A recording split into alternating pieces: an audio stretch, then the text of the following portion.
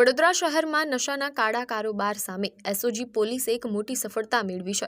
વડોદરા એસઓજીની ટીમે અકોટા બ્રિજ નીચે આવેલા નવાવાસ વિસ્તારમાં એક રહેણાંક મકાનમાં ઓચિંતો દરોડો પાડીને નશીલા પદાર્થ વનસ્પતિ ગાંજાના મોટા જથ્થા સાથે ઝુબેર પટેલ નામના શખ્સને રંગે હાથ ઝડપી પાડ્યો છે। પોલીસે બાતમીના આધારે કરેલી આ રેડ દરમિયાન ઘટના સ્થળેથી 501 ગ્રામ પ્રતિબંધિત ગાંજો, રોકડ રકમ અને મોબાઈલ સહિત કુલ 80,000 રૂપિયાનો મુદ્દામાલ કબજે કર્યો છે। એસઓજીને પાકી બાતમી મળી હતી કે આરોપી ઝુબેર અકોટા નવાવાસ સ્થિત પોતાના જ ઘરેથી નશાનો વેપલો ચલાવી રહ્યો છે।